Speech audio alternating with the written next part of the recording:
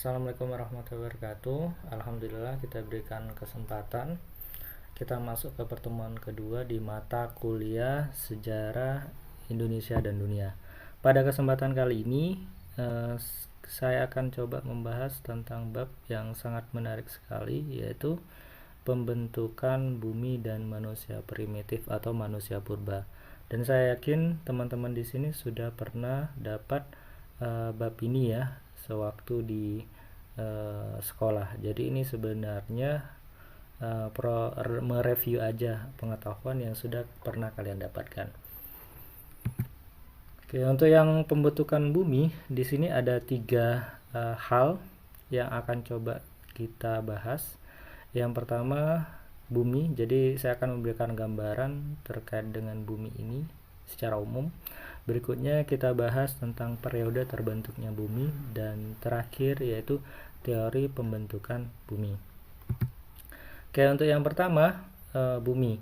Jadi bumi ini merupakan salah satu planet dalam sistem tata surya kita, dan bumi ini merupakan planet terbesar kelima ya, setelah Jupiter, Saturnus, Uranus, Neptunus, baru kemudian bumi, dan setelah bumi itu kalau nggak salah itu Venus.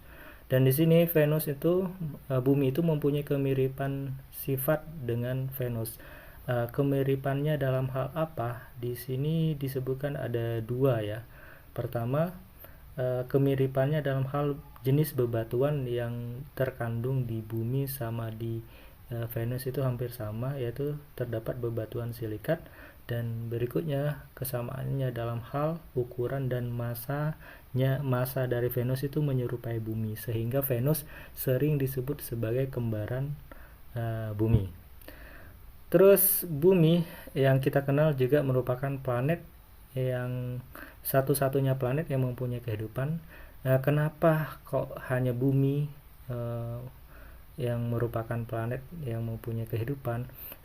Sebenarnya banyak alasan ya, tetapi di sini saya akan coba menyebutkan 2 alasan. Yang pertama, adanya lapisan ozon. Jadi bumi itu merupakan planet yang mempunyai lapisan ozon. Lapisan ozon ini berfungsi untuk menyaring ya sinar matahari, jadi tidak langsung sampai ke bumi. Kalau misalkan nggak ada ozon, maka cahaya matahari akan langsung masuk ke bumi, sehingga akan mengakibatkan yang pertama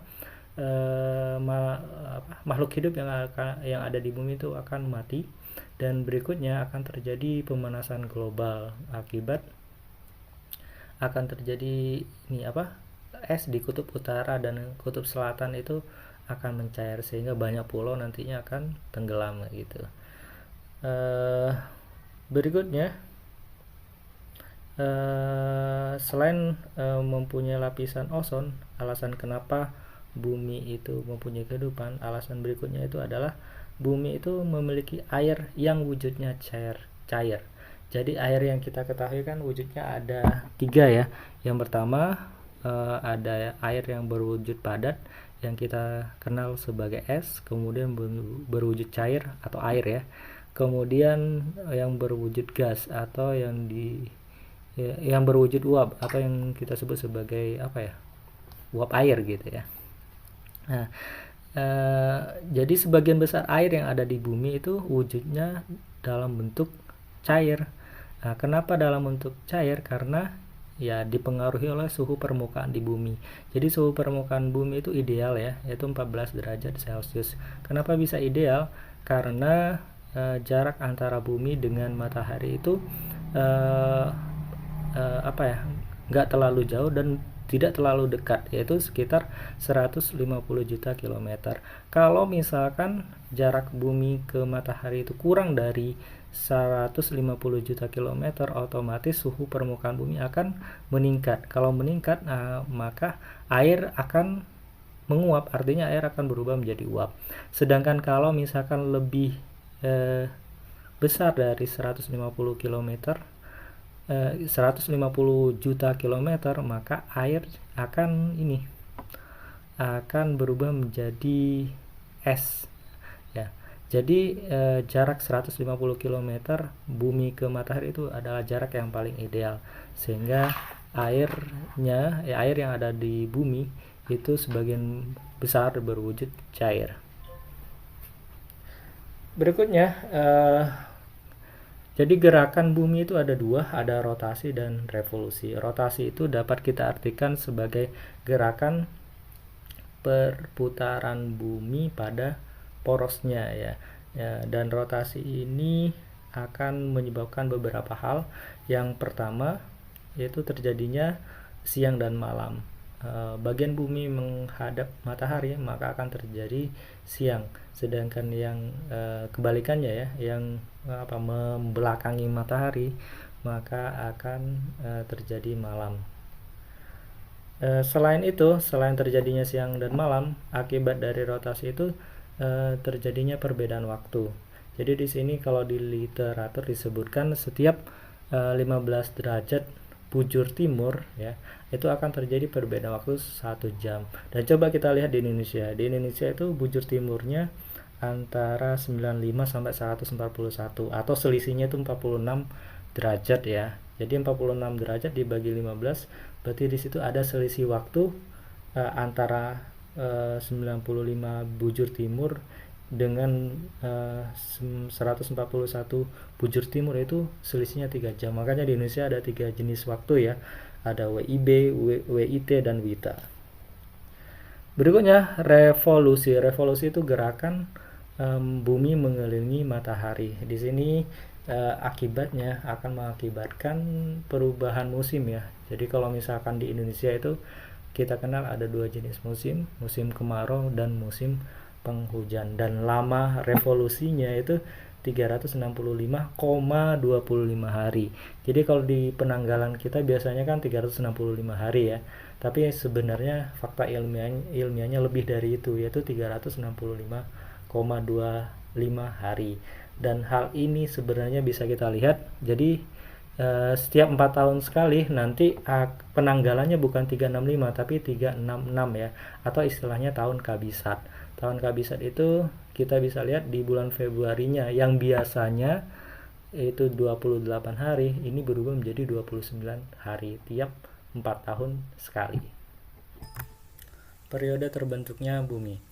Jadi periode atau masa terbentuknya bumi dapat kita bagi menjadi 3 masa ya. Yang pertama masa Arkeozoikum, masa Paleozoikum, selanjutnya masa Mesozoikum, dan terakhir masa Kenozoikum atau yang umum disebut sebagai Neozoikum.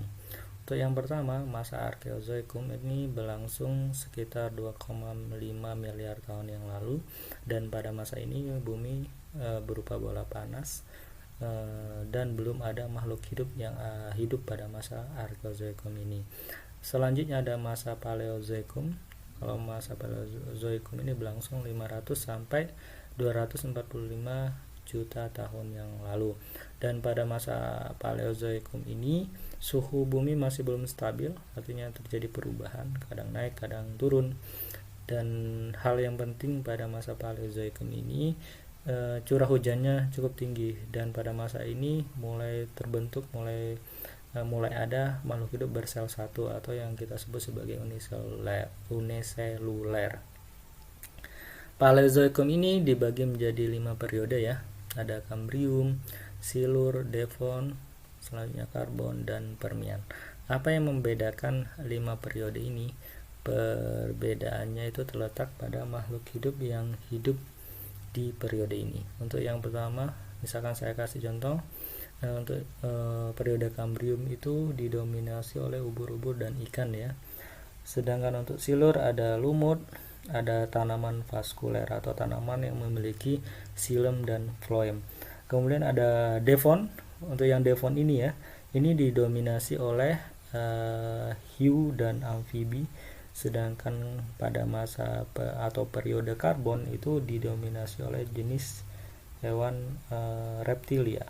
Sedangkan untuk Permian itu amfibi yang sudah muncul pada periode Devon itu mulai berkembang ya. Jadi banyak jenis amfibi yang muncul pada masa Permian ini atau periode Permian ini. Selanjutnya ada masa Mesozoikum. Untuk masa Mesozoikum ini berlangsung antara 245 sampai 65 juta tahun yang lalu, dan pada masa ini sudah muncul dinosaurus, dan suhu bumi itu sudah stabil. Dan pada masa Mesozoikum ini dibagi menjadi 3, ada Trias, Jura, dan Kapur. Perbedaannya itu terletak pada makhluk hidup yang ada pada periode ini ya.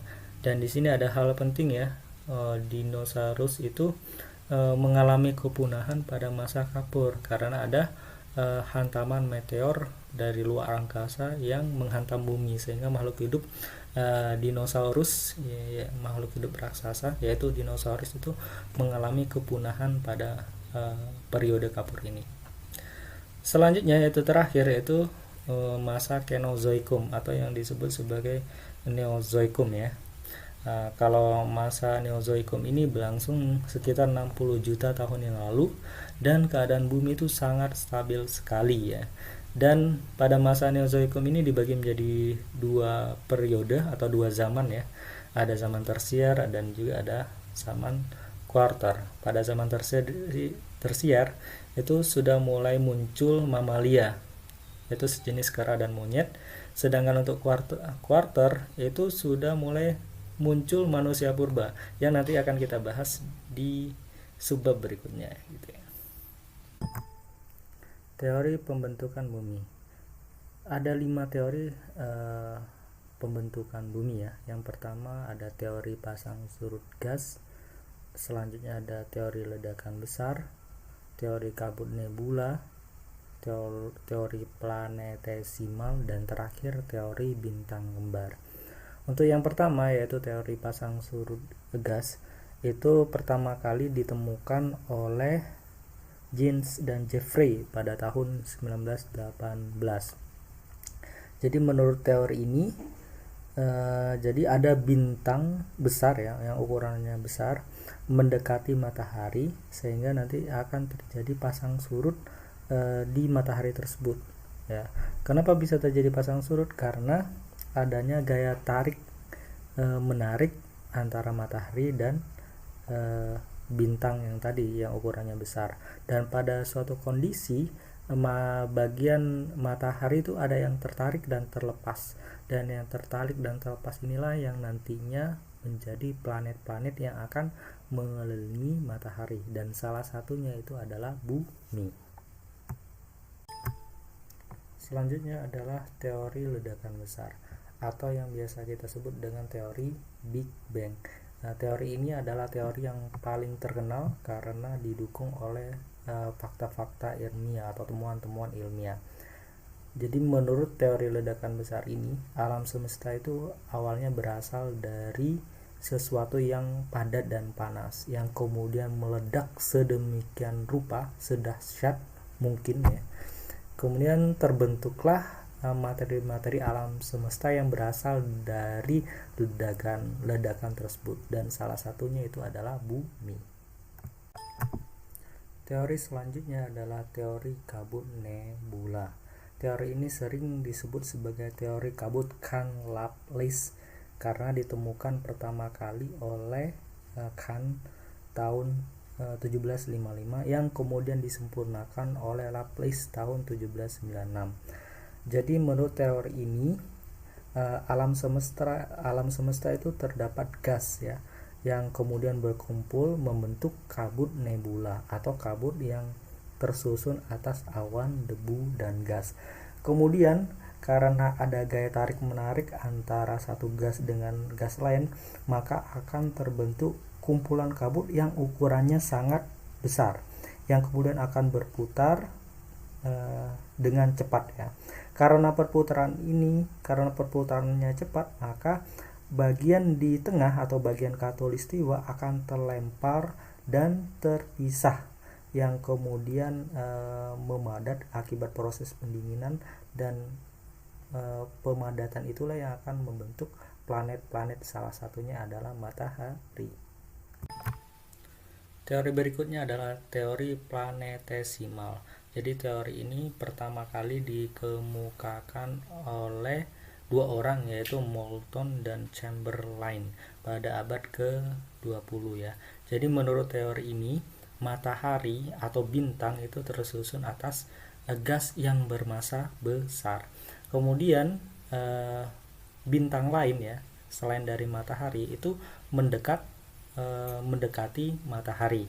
Kemudian gas dan materi ringan dari matahari dan bintang lain tersebut itu terjadi tarik menarik, yang kemudian gas dan materi tadi yang berasal dari matahari dan bintang lain itu akan terlempar dan membentuk gumpalan yang disebut sebagai planetesimal, yang kemudian planetesimal ini mengalami proses pendinginan dan mengalami proses pemadatan, dan padatan itulah yang kita sebut sebagai planet-planet, yang salah satunya adalah bumi yang akan mengelilingi matahari. Oke, kita masuk ke teori terakhir di teori pembentukan bumi, yaitu teori bintang kembar. Jadi teori bintang kembar pertama kali dikemukakan oleh Raymond Arthur Littleton. Jadi menurut teori ini terdapat dua bintang ya yang ukurannya sama atau bintang kembar. Salah satu bintang itu meledak. Dari hasil ledakan itu terbentuk materi-materi kecil. Materi-materi kecil itulah yang kita sebut sebagai planet-planet. Salah satunya itu adalah bumi. Sedangkan bintang yang tidak meledak itulah yang menjadi matahari. Kita masuk ke subbab berikutnya, yaitu manusia purba. Jadi ada dua bahasan terkait dengan manusia purba ini. Yang pertama, definisi atau gambaran umum mengenai manusia purba. Selanjutnya kita akan bahas manusia purba di Indonesia. Yang pertama, definisi atau gambaran umum manusia purba. Jadi manusia purba ini sudah hidup beberapa juta tahun yang lalu, lebih tepatnya pada zaman kuarter di masa Neozoikum atau Kenozoikum. Dan salah satu ciri yang utama dari manusia purba ini hidupnya masih nomaden. Kenapa masih nomaden? Karena manusia purba ini masih sangat bergantung kepada alam. Mereka tidak bisa bercocok tanam, tidak bisa beternak, sehingga murni mengandalkan alam sekitar. Jika kondisi alam sekitarnya sudah habis sumber dayanya, maka mereka akan berpindah ke tempat lain yang sumber daya alamnya masih banyak kayak gitu. Sehingga karena berpindah-pindah itulah ya salah satu ciri dari manusia purba itu adalah nomaden atau berpindah-pindah. Manusia purba di dunia ini sangat banyak sekali jenisnya, sedangkan kalau di Indonesia secara umum ada 8 ya. Ada Meganthropus paleojavanicus, ada Pithecanthropus erectus, Pithecanthropus soloensis, Pithecanthropus mojocortensis, Homo soloensis, dan seterusnya sampai Homo sapiens. Dan yang akan kita bahas nggak semuanya, tapi cuma 6 manusia purba yang ada di Indonesia. Manusia purba pertama yang akan kita bahas adalah Meganthropus paleojavanicus. Manusia purba ini pertama kali ditemukan pada tahun 1941 oleh Koningswolde di daerah Sangiran, Jawa Tengah, dan kemudian diberi nama Meganthropus. Ada kata mega di situ. Jadi kenapa disebut mega? Karena ukuran fosilnya itu lebih besar dari ukuran fosil manusia purba yang lain. Kemudian di tempat yang sama di Sangiran pada tahun 1952 ditemukan fosil yang jenisnya sama, yang kemudian diberi nama Meganthropus paleojavanicus, yang diperkirakan umur fosilnya itu 1-2 juta tahun yang lalu. Dan di sini di slide depan disebutkan ciri-ciri dari Meganthropus paleojavanicus, tapi di sini yang yang agak unik ya dari Meganthropus paleojavanicus ini, yaitu memiliki tonjolan kening ya, yang cukup mencolok. Kalian bisa lihat di depan. Manusia purba berikutnya akan coba kita bahas, yaitu Pithecanthropus erectus. Jadi Pithecanthropus erectus ini pertama kali ditemukan tahun 1890 oleh Eugenio Du Bois di daerah Lembah Bengawan Solo, dan umurnya hampir sama dengan Meganthropus paleojavanicus, yaitu sekitar 1-2 juta tahun yang lalu. Dan fosilnya ditemukan menyerupai kerah, tapi bentuknya itu badannya itu tegak, sehingga ada kata erectus di situ. Erect itu tuh maksudnya adalah tegap, sehingga disebut Pithecanthropus erectus ya. Manusia purba berikutnya akan coba kita bahas, yaitu Homo soloensis. Jadi Homo soloensis ini pertama kali ditemukan di Lembah Bengawan Solo oleh Koenigswolf dan Weidenreich. Manusia purba ini jenis Homo ini maksudnya Homo soloensis, Homo wagekensis, Homo florensis, Homo sapiens ini merupakan jenis manusia purba yang paling muda di antara manusia purba yang lain. Kita ketahui seperti Meganthropus paleojavanicus dan Pithecanthropus erectus itu umurnya antara 1-2 juta tahun yang lalu ya. Tetapi untuk yang Homo soloensis dan jenis manusia Homo yang lain itu usianya antara 25.000 sampai 40.000 tahun yang lalu. Ciri-ciri dari Homo soloensis itu tinggi badannya berkisar 130 sampai 210. Jadi masih di kisaran tinggi badan manusia modern saat ini ya. Otak mereka lebih berkembang dibandingkan manusia purba yang sebelumnya, yaitu Meganthropus dan Pithecanthropus erectus. Dan yang agak unik di sini, yang penting di sini, tonjolan pada kening yang ditemukan pada Meganthropus paleojavanicus itu sudah tidak ditemukan atau sudah berkurang pada Homo soloensis. Selanjutnya adalah Homo wagekensis. Jadi Homo wagekensis ini pertama kali ditemukan di daerah Wajak. Wajak itu suatu daerah yang terletak di Jawa Tengah. Di Jawa Timur. Ditemukan oleh Richthofen pada tahun 1888 sampai 1889. Dan di sini ada hal penting dari Homo wagekensis ya. Jadi mereka sudah mulai menggunakan alat-alat dari batu dan tulang, dan juga sudah mulai memasak makanannya sendiri sebelum dikonsumsi. Berikutnya adalah Homo floresiensis. Homo floresiensis ini ditemukan pertama kali pada tahun 2004 di daerah Flores, dan diperkirakan umurnya itu sekitar 12.000 tahun yang lalu ya.